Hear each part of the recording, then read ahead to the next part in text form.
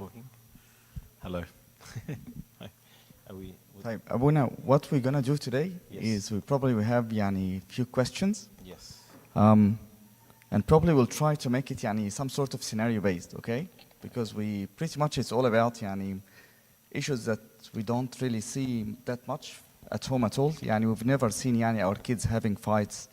It happens to other people probably, not for us, okay?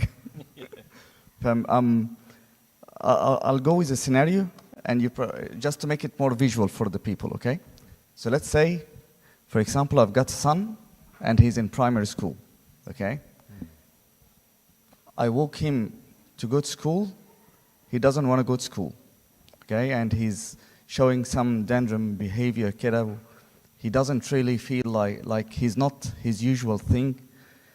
And then, if I'm lucky, he starts to tell me that he's got an issue with one of his friends, and I know this friend. And it's kind of like between and my friend is bullying me, or my friend is giving me a hard time, or kalam dawad. Yeah. What should be my action? What should I do?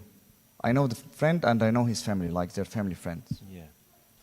No, look, it's a good question. I have a question for you. Oh, okay. How old is your son? He's in primary school, Okay.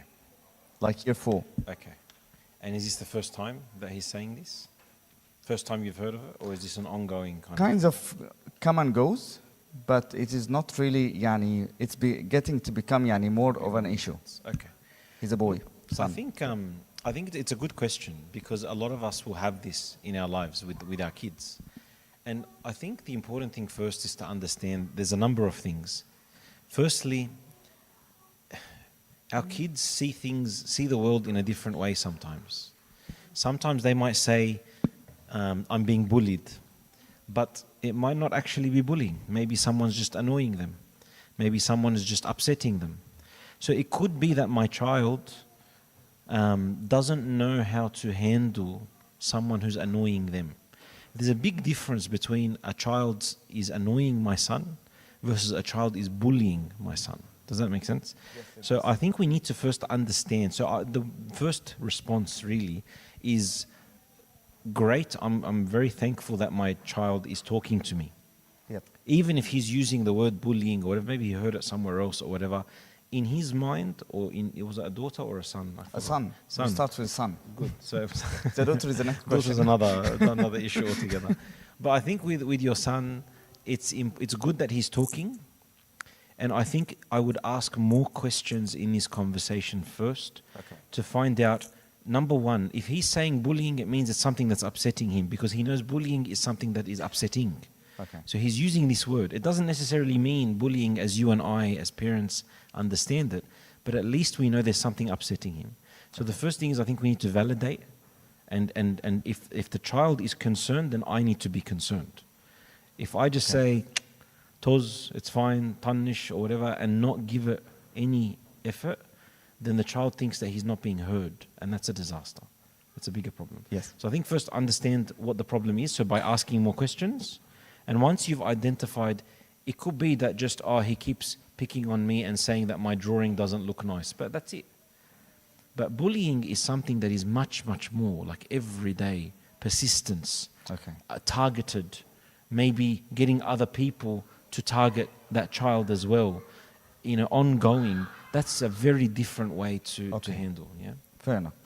So I'll affirm what he's saying, validate it, Yes. and I'll just go to the next step. Like we figured out that it's actually that kid he's talking about, or whatever, he's either like annoying him, genuinely annoying him, or I'm gonna say the word bullying, but like I'll just say it, okay? Sure. So let's say that this is the case, okay? How can I help my son in that aspect? So we said that he's just being annoyed, not bullied.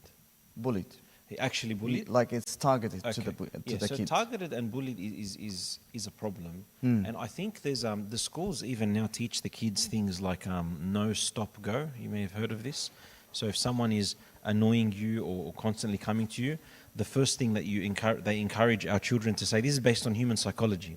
So they say to the child, tell the person that's upsetting you, no, you don't like Okay. this. So you said the child themselves can tell them, no, I don't like this, or stop this. And then if there's persistence, if they keep annoying them, then they say, you need to stop. Okay. Okay? And then finally, if they keep doing it, then they go and either tell their teacher or tell, a parent who can then be involved to ensure that the adequate steps are taken. So I think it's good first to empower the child, because what if someone's doing it and the child doesn't say anything and they're laughing and giggling, but inside they're upset? It's good to let the child know that you should say inside, verbalize that you don't want this. Okay.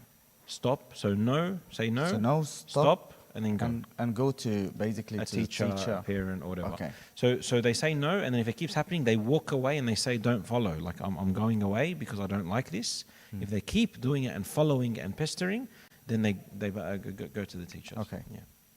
I remember this from my work. Yes. No, stop, go. Yes. Okay. Type. We'll go back to the next level. Okay. Let's imagine she's like my daughter, where things is like هي بتضايقني بس مش بتضايقني قوي أو يعني she that kind of the gray line Yes. of always whether it is really bullying or not bullying, Yeah. whether she's annoying you in specific or she's annoying in general. That sort of like I don't think it's the same thing with the sons, because usually it's like black and white, as in the c'est la vie. Yeah. But with maybe for girls, like things are becomes more emotional, ups and downs. How should I deal with it to make sure that basically whether to put this kind of boundaries that's actually like just being mean, or basically we need to put some border lines to say like this is actually an issue that you need to stop it, Yeah. and how to deal with it. And again, my first question is this primary school or high Primary. school? Oh no, we're still in primary. Everything's primary. هم هيكبروا معانا. هيكبروا, okay. In primary school, if your daughter says she's not, she's annoying me and not annoying me, I think it's good to communicate with our daughters. And it's nice to teach them how to solve their problems. So for example, مثلا, my daughter might be saying, she's annoying me. So I'll ask her, how does she annoy you, Habibti? What's going on? One parent once was telling me that their daughter came and said exactly this. They came home and said to the parent, this other girl in class is annoying her. And with the conversation, she discovered that her daughter told this girl, I'm not playing with you because I've been playing with you for the last 3 months. I'm going to find someone else to play with today. So it's mean. Actually, your daughter is the one that's the bully, and but she doesn't know. Your daughter's the one who's being mean.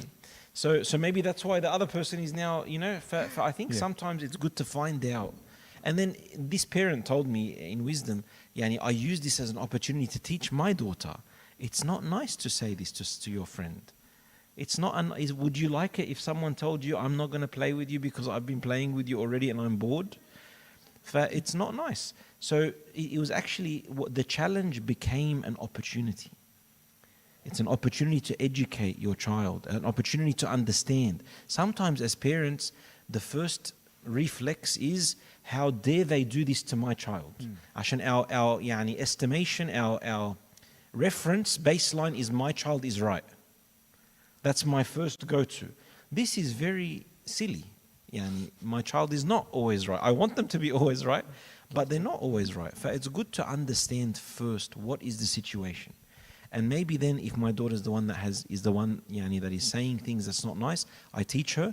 And if not, and she's actually being ghalbana and nice and everything, and this other girl is the one that's being silly.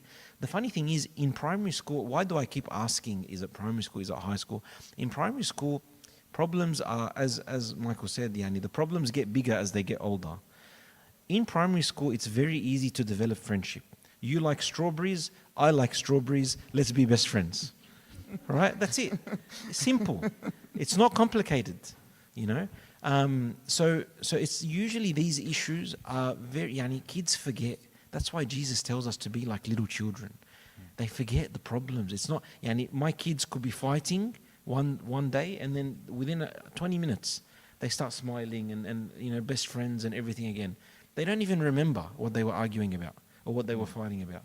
So I think let's not as parents make their small problems into one of our big problems.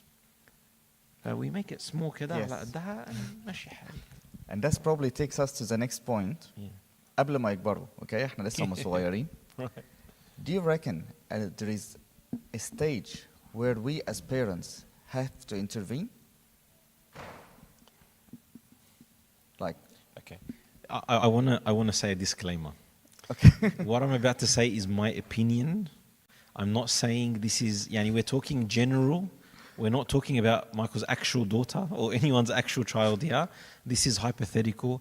And so generally speaking, we give general advice, right? Every case by case will be different and you're allowed to disagree with me. It's fine. I'm still learning as well. We're all learning. Personally, I feel in primary school, the worst, I guess, it depends what your definition of intervene is. Some parents want to go and speak to this child and tell this child, their friend, don't do this to my child. I think this is the worst thing you can do. This is very damaging, very destructive, and can be irreparable. It will create tension between you and this child's parents. And it can become something much more damaging. I don't think that there's ever a good time for a parent to talk to their child's friend in a reprimanding way or telling انت مين, it's not your problem. ربي عيالك, right? You talk about your own kids, don't worry about the other people's kids, that's their problem. But I think if they're affecting your child, you work on your child. There's a beautiful verse actually in the lead up to these questions which I was reading in Proverbs. It says, train up a child in the way he should go, and when he's old, he will never depart from it. I don't know in Arabic. Do you want to read it in Arabic? Actually, it's here. Train up a child. I don't know what that says in verse 6. رب الولد في طريقه فمتى شاخ أيضا لا يحيد عنه. I Right? read it right. Sorry? I read it right. Yeah, perfect. Excellent. Sorry. Okay. So what I'm saying is, we need to work on our own kids and concentrate on them. And if we work on them, this is a responsibility. God gave you the gift of children. You are responsible for their upbringing, and you have a responsibility in front of God. God will ask you, how did you raise this child? So we need to have wisdom, godly wisdom, to focus on my child. My suggestion is, do not intervene with your child's problems with their friends. Let them fix it together. If they can, great. The other thing that you can do is help a little bit by encouragement in love. Encourage your child to show love to this friend.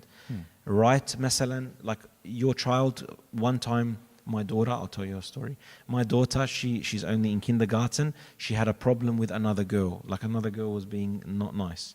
So we said to her, why don't you draw, she loves drawing, and she loves drawing rainbows and cars and things like this and dolls. So I said to her, why don't you draw something for your friend? And she said, that's a great idea because she loves drawing. So she drew a rainbow and a tree and kida and wrote her name because they're learning how to write names. She wrote her name to Fulana and she gave it to her the next day. They're best friends now. It's a simple problem, simple solution. You offer love, and at that age they receive love. They don't hold grudges. So I think one is to try to get the child to sort it out themselves. The next step, if your child cannot, she's exhausted all her options, Emma, she just makes different friends, and there's usually other kids there, that's not a problem. Or you in wisdom, I can't Bold stress and this underlined enough. and Bold, italic. everything, right? In wisdom, you can, while you're picking up the child from school, or if you happen to bump into the parent of this other child, you say, my daughter loves your daughter so much. I hear only good, all my daughter talks about at home is your daughter, right? But it's so funny. I know sometimes she can be, my daughter can be a bit rough or can say things that, a little bit, but I know that they're having a little kind of funny situation now, but they love she loves her so much. And that's it. But don't ever say your daughter is doing this to my daughter and كذا. This is يعني not ideal. And I say this as a last resort. Okay. Maybe another way I can influence is when I say my daughter can be a little bit whatever, I can suggest, because she loves your daughter so much, why don't you come for a play date? Why don't we go to the park together so they can play together? And once the kids play together, خلاص هينسوا كل حاجة. They're best friends again. So in love and wisdom, we're not accusing anything. We're not saying my daughter said that your daughter did. It's يعني مش هنخلي مشاكل العيال يبقى مشاكل الأهالي. Like we don't يخلي عقلنا بعقلهم, right? We need to be the wiser, smarter people, right? So I think the idea would be, my daughter loves your daughter so much, she only talks about her, that's all I hear about at night and in the morning, she can't wait to see her. Why don't we have a play date together? That's it. ولا حتى, I don't even need to mention they're fighting, they're arguing, whatever, because it could just be my daughter thinking this, and maybe this other girl didn't say anything to her mum. Maybe. You don't know. They're little kids. But don't make a problem out of nothing. Assume that they're okay. Assume that it's fine. It's going to be fine. Because 99.999% of times at this age, it's fine. They don't even remember what they're upset about. Give them both strawberries and mangoes, maybe a bit of ice cream, and they're going to be happy. That's all they need. Very simple. Yeah? كيف بقى يا ابونا؟ It happens, yes. Level Unfortunately. 3. So I'm taking you through the steps one by one. Yeah. So let's start with the boys first, okay? Because Yeah. that's the easy one to start with. So now, let's say they are now in high school, and there is always that kid, and let's say he kept telling me when he was a kid that this boy is not my best friend, but then he became somehow a friend. And then when they became in high school, like there is always this group sitting at the back, and they make fun of people and consistently trying to add this peer pressure that we are the ashays and you are not part of our group, etc. Yes. And putting that much of pressure on the Yeah. boys. Yeah. And again, given that we are in Coptic families and whatever, so we all know each other, okay? So just to give the context. So how can I help my son? Because apparently the no, stop, go is like something they teach in primary, but Yes. now we are in high school, we are cool, Yeah. we are big. Yeah. So what can I tell him to do, or how can I advise him? Yeah. Look, if you don't have high school kids yet, then I just want to pause here before they've grown and say you have an opportunity now to establish your child, give them confidence, and let them have relationships with people that they love and they are close to.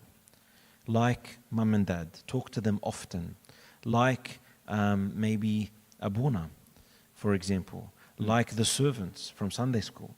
If they develop these relationships at a young age, then when they're older and these problems happen, you have more support and ability to fix this problem much, much easier. So assuming they already have this relationship with Abuna, they've been seeing Abuna every month for the last few years. Now they're in high school, they're 14, 15, 16, and they're having this problem. They are not just going, like sometimes when mum and dad talk to our kids, the kids think you have to say that because you're mum or because you're dad. Yeah. But when they hear it from mum and dad and Abuna and their servants, all of a sudden you have this support network around them that is giving them confidence in themselves. God loves you. Your family loves you. You're a good boy. You're very good. You have good potential. Like someone who gives them encouragement and words from people that they respect and look up to, because they already have a relationship with them from their primary school years. Please, I beg you, in primary school, introduce your children to Abuna early. They're not going to sit there and say big sins. They don't have big sins at that age. But Abuna is going to give them a present. He's going to give them a gift. He's going to tell them to memorize some psalms. He might even give them $5, right, when they memorize a psalm. Anything kida to encourage them to keep coming back. Abuna told me that, I know Psalm 23 now, and I've learnt another psalm today. And like Abuna will make the child feel important, feel heard, feel like they have talents and that God loves them. So they can feel their self-worth in God's eyes. This is true for both boys and girls. And then when they become of an older age, even if some of their friends are telling them or people from school are giving them a hard time, because they already have confidence in themselves, they're not depending on their friends to be the only source of confidence that they can have in their life. The trouble is when there's nobody, if the only voice they hear is their friends telling them you're bad, you're bad, you're bad, then it becomes a self-fulfilled prophecy. They feel like I'm bad. And then they think, well, if I'm bad, I should behave like bad people. And then they get themselves in trouble and have all sorts of issues. But if we can prevent this from the beginning, they say prevention is better than a cure. If we can prevent this from the beginning, and they are confident in themselves, and as parents, I urge you, please, for your children, God has given each one of your children talents, different talents that they are good at. Some will be music, some will be in school, some will be academic, some will be sport, some will be different like things that, connecting with people. Some will be very good at talking.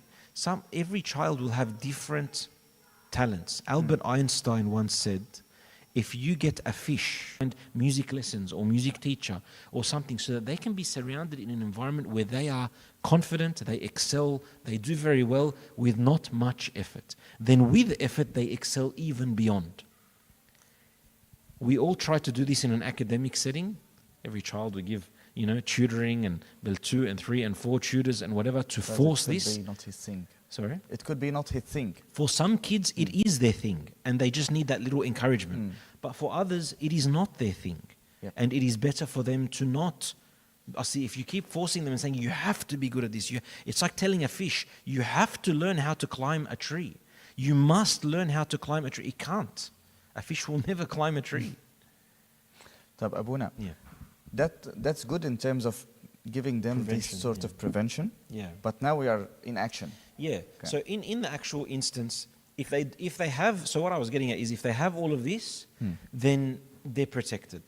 They will go to you, they will go to Abuna, they will go to their servants. You might speak to their servants and Abuna maybe. So if you know their confession, you should know their confession father. And please, can I encourage parents, you are allowed to talk to your parents, your children's confession fathers, not about their confession. Abuna is not going to tell you what your son or daughter has done. Abuna is not allowed to and he can't. But you can be Abuna's eyes. I love this actually when parents come to me and say, Abuna, by the way, I know that Fulan or Fulana, they confess with you, you're their confession father. I'm just telling you that she's had a very bad week this week. Or he's just didn't do very well in an exam and he's feeling very low. Or he really wanted to play well in soccer and score a goal, he didn't, so he feels very bad. Whatever it is, give Abuna a heads up. Yeah. And say, can you check up on him? Can you check up on her? Or the next time you see them, can you bring this up? This is very helpful for Abuna. Because as you know, Abuna's not there 24/7. And of course we want to help. Only do that when you give us this insight. For you are the eyes. And we are all one team working towards this child becoming a God-fearing, godly person in their life. But this is all great if they have all of this background. If they don't, then unfortunately there are consequences to what we sow is what we reap. If I haven't done this for a long time, it's not too late, but it's possible. It's just going to be a harder job. Yeah. So now you need to really inject them in the church. They say that in psychology that the first 12 years of a child, your parenting style is authoritarian. You're a dictator. You can tell your daughter or your son, do this, don't do that, this should be your friend, this is not your friend. And the kids will listen. They love this. They thrive on this authority that comes from mum and dad. But once they're 12, 13, 14 and beyond, you cannot parent in this style anymore. They will not accept dictatorship.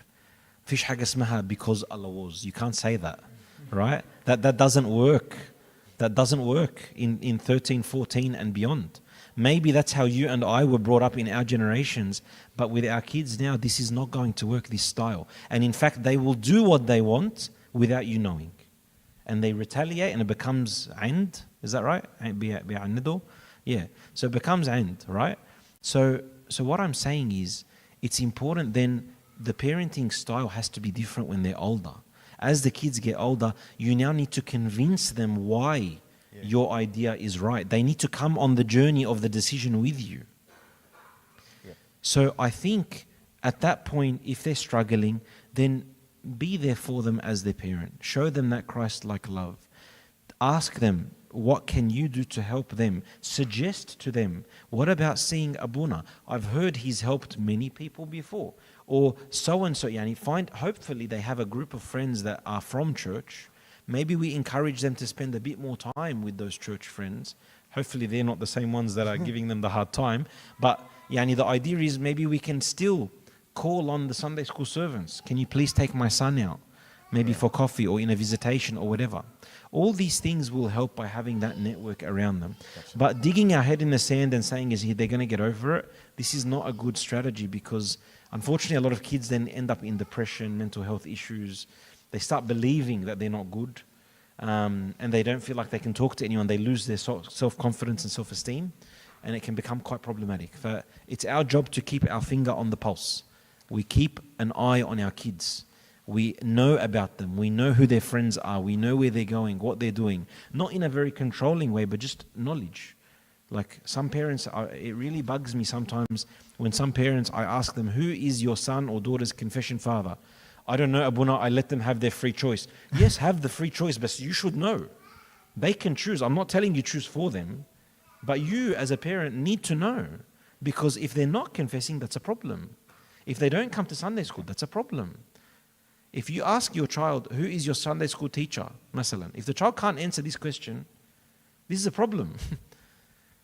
Some parents feel like, I want to give them, the kids need to grow up, and I want to make them feel like we're friends, and I trust them. Yes, but you're still their parent. And you still need to have that knowledge and information and guidance in love to be able to do this. Oh, I think, Abuna, thank you so much. I think you answered my next question, which is, what do I do if my son is not opening up, or my daughter? Yeah. They are not speaking up. I can notice this change in behavior. So what you're saying is just to keep a finger on the pulse and basically encourage, if they can't speak to me because that's dad and mom, probably to speak to their confession father or their servants or someone of people in that trust circle that they can open up with them easier. I think so. And can I just say also, in addition to this, like, Please. the environment that you create at home shapes your child. I remember there was a story once of, like, Abuna was telling us that there was a family, parents that called Abuna and said to him, please come, our child is very aggressive, very angry, and not controlling. We can't control his emotions. We love him, but we can't control him. And he's a teenager. What do we do? Abuna went to visit. As soon as he went to visit, he knew exactly why this child was like that within 5 minutes of spending time with the family. And the reason he knew, and he said this is going to be a very difficult case, that he walked in and the parents said to Abuna, I'm so sorry, Abuna, we can't give you something to drink because we just had a fight and we broke all the glasses, the cups. Unfortunately, this is an environment where the child is seeing mum and dad fighting and being aggressive and not controlling their emotions. What do you expect the son or daughter is going to be if he's growing up or she's growing up in this environment? We need to, as parents, model the behavior that we want to see in our kids. If I want my kid to be, it's actually very humbling. If I see my kid is very angry and aggressive, maybe I need to think, am I angry and aggressive, and show them this. If my child is not patient, maybe I'm not patient. If my child is swearing a lot, masalan, maybe in my road rage while I'm driving, I'm saying bad words on the road and my kids are listening. So we need to be careful, and we need to be in control, and we need to create the environment for our child, both so that they can grow up in a God-fearing way, and also so that when there's a problem, they feel it's safe to come and speak to mum and dad and listen and all of those things. I know that time is running out, so just have yani. You cut me out and tell me to stop whenever. I don't want you to stop at all. Like, I love the discussion. But let's go for the next question. Is probably is the other side of the world. My son, he's an angel. He's an amazing boy. Are you sure? Yeah, just that's in my eyes, okay? Yes. So, or my daughter, and I think like they are the best kids ever. I even met that guy in the when I was picking my kid, and he told me that my daughter loves my daughter. Sorry, his daughter loves my daughter. Yeah. And she is the best daughter ever, and she keeps talking about it. Yeah, I've been told that they've got few issues, but who knows? How can I figure out that my son or my daughter are actually the bad guys, are like the bullies? If I can see them always as angels, Yeah. and everyone comes to me like they kind of tangentially trying to pass the message, but I don't get it. Yeah. How can I find out? And what should I do? I mean, look, I think the only way is to just be the change you want to see in your kids. Like if a child is brought up in a family where they're praying every day as a family, they're going to Sunday school, and not just going and attending, but maybe on the way home, mum and dad are asking the kids, what did you learn at Sunday school today? What was the lesson about? These conversations, the Bible stories, they teach and embed in our kids Christian principles, ways of living, ways of life. This teaches them what is right and what is wrong. The other thing is they need to see us living these examples. Yani if I tell my child, yani do this, but then I do the opposite. If I say to my child, we should always be loving and caring, but then my child sees me not being loving and caring to other people, then the child will, this is what they're going to do. So I guess what I'm trying to get at is the environment that we create creates a moral compass. If the child is brought up in a church environment, inherently they're conscious, the Holy Spirit will convict them. I've just done something wrong, I've been mean to people. You know, whereas if we talk about love and how God is love and loving and how He loves us and how we should love other people, then when they go and be mean to someone, the kid will know what they've done is right or wrong. The other thing is, as a parent, my child could be an angel in my eyes. But if I have people like Abuna and the servants and all these people telling me maybe they're not as angelic as we thought, my response should not be, how dare you say this about my child, and who do you think you are, and all of this. I should be humble enough to accept that maybe my child is in the wrong, and maybe I need to work on it. The Bil'aks, thank you for letting me know so that I can do something about it now, instead of digging my head in the sand, thinking my child is great, and then finding the police come and calling me and telling me that there's problems and whatever, be a masayib. So I think always, as parents, always suspect that something might not be okay. And always pray. I think it's safer as parents to feel that we're not in control. You're not in control, actually. Like, just so you know. Like, I remember when you once told us that one of his children once told him, Dad, the things that you know, you really shouldn't be worried about. They're not that big. The things that you don't know, they're the things you should be really worried about. Because there's so many things that the kids can do that the parents have no idea about. And we hear it in confessions. It's masayib. It's really bad. I remember once that something that was quite humbling was Abuna once looked at everyone. He was doing Abunya Ob. He was giving a talk like this to the parents, and he was saying every single one of your children, without fail, 100% watches pornography. And that was a shock to many parents. And that's boys and girls. And it starts at a young age, in primary school now. Like year 4, year 5, year 6. All right?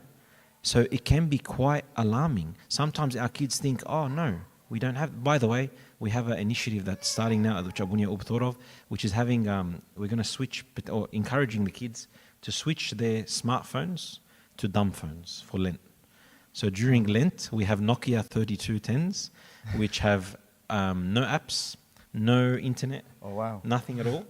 And so the kids will swap their phones, a smartphone for their dumb phone, and they can just make phone calls and SMS. And it's a lovely way for a revival, Keda, for them to not be distracted with YouTube and Reels and Facebook and all of these things, and then be able to use this extra time to either study or spend time with mum and dad, or pray or anything, sport, أي حاجة.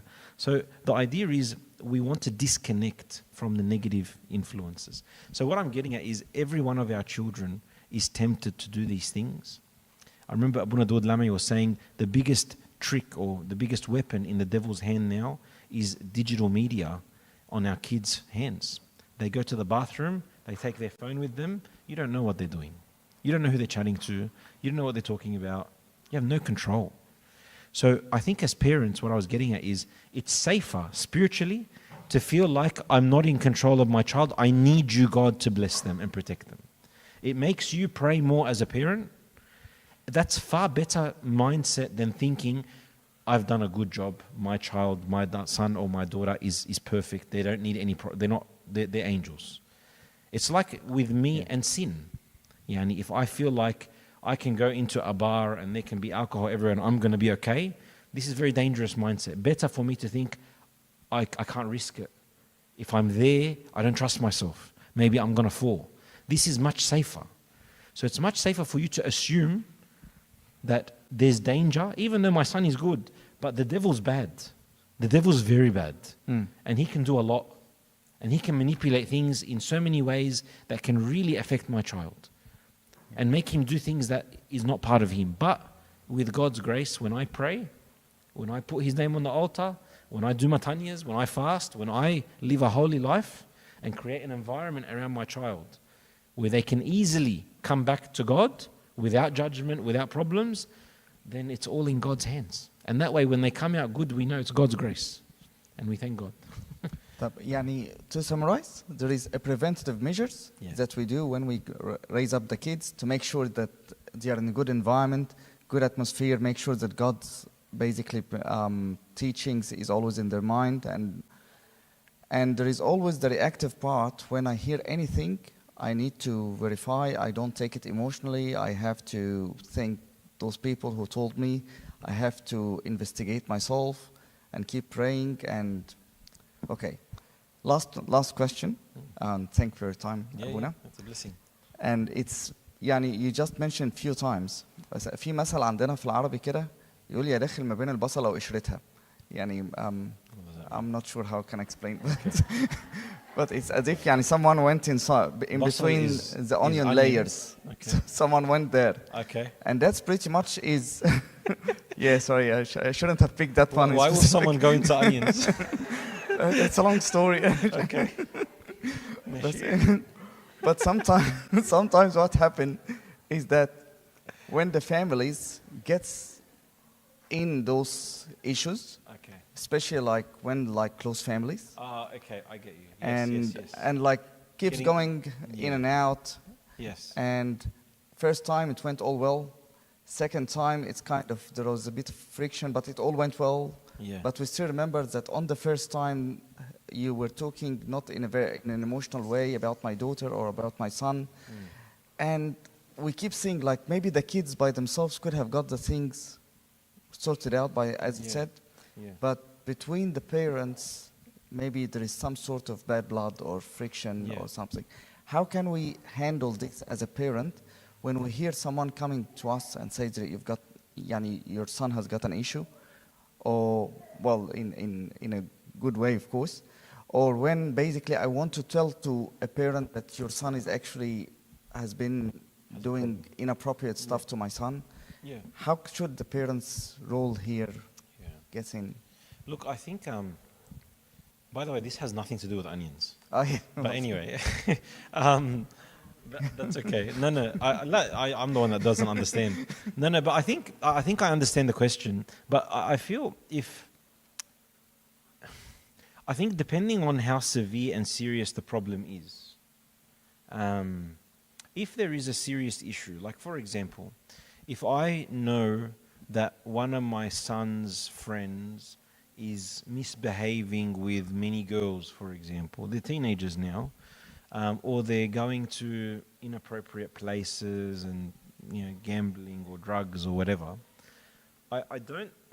there's too many question marks here. How close am I to the family? is what my son is telling me true or not? Did I find out from my son? Did I see it with my own eyes? There's too many questions. So I think the safest thing, Taban, of course we pray for them, because we say, God, if this is happening to this parent, it could easily happen to me.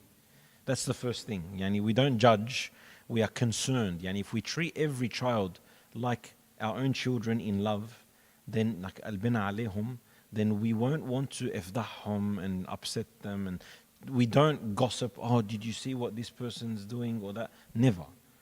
Because this is a disaster. And if we do this to other people's children, other people will do it to our own children. But I think if we have genuine reason for concern, I think the safest thing maybe is to speak to the confession father, Abuna. I think that's the safest option personally. Because maybe there's things that you think you know, but Abuna knows more. So maybe indirectly, you can find out who is the confession father of this child.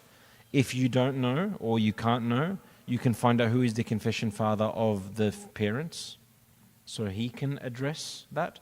I don't think it should come from you. It depends. If you're very, very close and you can say this in love, and there are some families that do this in love, I love your son, I love your daughter, it's like my own, and there's years of history with them in a loving way, like they're like brothers. Sure, maybe in that case, if you're comfortable too, you can say this to your brother in confidence. It's not fadiha in front of interrogation, where were you on this day, and none of this. You can just say, look, I saw this, I don't know, like I just want to give you that information because I would want to know if it was my son that had this problem. So if you're that close. If you're not that close, I think the confession father is the best option because it's done in confidence.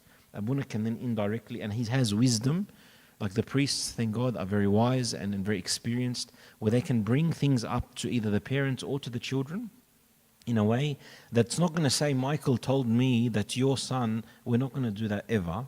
But Abuna has an ability to be able to talk about these things without it being a problem. Because if Abuna says it and the parent says, no, Abuna, what are you talking about? Khalas, it's done. I was just concerned as a father, as a priest, and I wanted to let you know. This is what I've been told. By who? Mean Abuna? It's okay. The point is that we just wanted to make sure that your son is okay. But there's ways around that. If you still don't know, maybe the child's Sunday school servant should know actually on the database. But there's many ways of finding out who Abuna is that they're close to. And if you really don't know, then you can speak to your own confession father and say, Abuna, maybe your own confession father will know. Because we might not know people's sins, but we might know who confesses with who, because it's a close knit community. I hope that helps, but I think that the golden things is what to do is to speak to Abunas. What not to do is don't go speaking to other people or confront the child himself. Because if you confront the child himself, the problem then is, what if the child says, please don't tell anyone? Don't tell my parents. You're now in a silly situation. And you've just developed a relationship, a rapport, but now you have to break it because it's not right. But I think the best thing is to get it from indirectly. So speak to the confession father. If I'm very, very close to the family, I might very close. speak to them in wisdom, bold and underlined and italic. Yes.